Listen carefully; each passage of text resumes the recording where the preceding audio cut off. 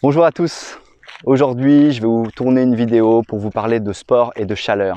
C'est un sujet d'actualité, comme vous l'avez vu, il fait chaud dans toutes les villes de France et vous vous posez tous la question comment vous allez faire pour pallier à ça et arriver à faire votre sport, vos activités sportives malgré cette forte chaleur. Nous allons donc aborder plusieurs points aujourd'hui, des points comme l'hydratation, des points comme l'alimentation quand il fait chaud, comment gérer vos entraînements, comment aborder vos compétitions et quelques astuces également pour pouvoir pallier à cette grosse chaleur et aux entraînements sous ces conditions difficiles. Alors le premier point, on va parler de l'entraînement. Quand vous avez prévu une séance sportive et que vous n'avez pas l'habitude de travailler sous la chaleur, je vous conseillerais plutôt de faire vos entraînements le matin à la fraîche, de mettre votre réveil, de faire dans la dynamique de vous réveiller plus tôt pour pouvoir faire votre séance dans de bonnes conditions. Et au fur et à mesure du temps, au fur et à mesure des jours, essayez de vous entraîner un petit peu plus tard sous la chaleur pour habituer votre corps également, parce que le but c'est d'être performant en compétition.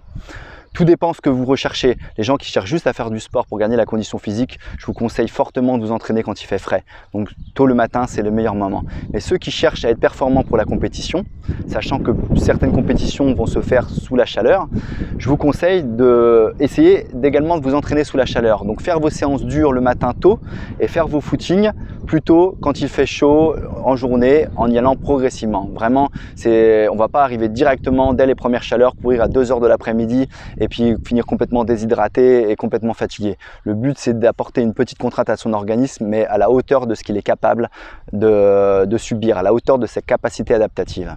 Donc voilà pour la première chose, les entraînements. Maintenant, nous allons parler des compétitions. Si vous avez une compétition en été sous forte chaleur, je vous conseille vivement de vous y être préparé et de vous être acclimaté à la chaleur avant ça. Acclimaté à la chaleur, il y a plusieurs choses à mettre en place.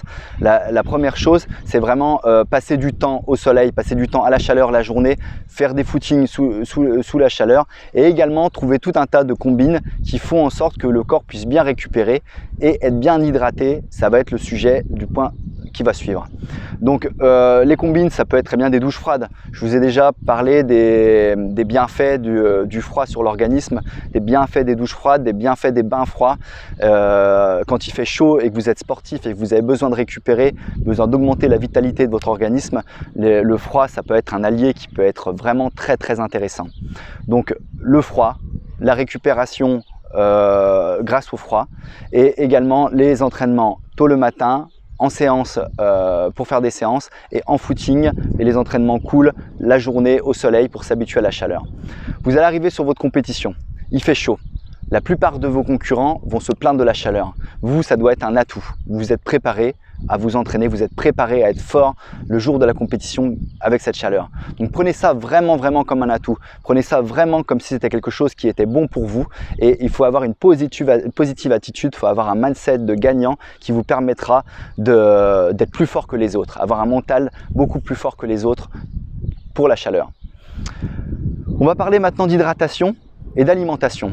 Quand il fait chaud, l'important, ça va être de favoriser les aliments hydriques. Qu'est-ce que j'appelle aliments hydriques? Ça va être les aliments qui sont gorgés d'eau, c'est-à-dire les melons, les pastèques, les concombres, les courgettes, la salade, les fruits en règle générale, toutes ces choses qui sont vivants et qui vont apporter de la vitalité à votre organisme et qui vont vous permettre justement de pallier à ces fortes chaleurs et que votre corps ait tout ce qu'il faut pour fonctionner comme il le faut. Donc, je vous propose plutôt de faire des repas qui sont légers, vraiment axés sur des produits de saison. La nature est bien faite. Ce que nous propose la saison en plein été, c'est des produits qui sont riches en eau, des produits qui ne sont pas transformés, des produits qui sont bons pour notre organisme, qui sont bons pour notre vitalité. Donc vraiment privilégier ces aliments riches en eau, aussi bien après vos entraînements et tout au long de la journée.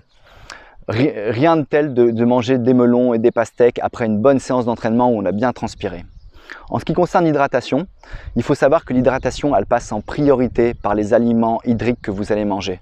Vous pouvez boire 2 litres ou 3 litres d'eau et être déshydraté. Mais quelqu'un qui mange beaucoup d'aliments hydriques ne sera pas déshydraté, ne sera moins déshydraté que quelqu'un qui va boire énormément d'eau. Donc la meilleure des options pour renourrir son corps et le renourrir en eau, c'est de prendre des aliments qui sont riches en eau et riches en minéraux, comme des fruits, comme des légumes cuits à la vapeur douce ou alors crus. C'est vraiment la meilleure des techniques. Et je finirai par le point peut-être le plus important, c'est qu'il ne faut pas avoir peur. Notre organisme est tellement bien fait qu'on est capable de s'adapter à tout et il ne faut pas avoir peur de vous lancer et progressivement, avec une régularité mais une progressivité, c'est très important, vous entraîner tranquillement sous la chaleur et sortir tout simplement, prendre l'air, prendre le beau temps, prendre le soleil sans aller au-delà de la capacité adaptative de votre organisme. Je ne veux surtout pas vous dire de vous entraîner et faire une syncope, non, sous la chaleur, mais non, mais allez faire des entraînements, des footings, des marches à la hauteur de ce que vous êtes capable de faire et augmenter progressivement au fil des jours. Voilà, passez une belle journée, à bientôt les amis.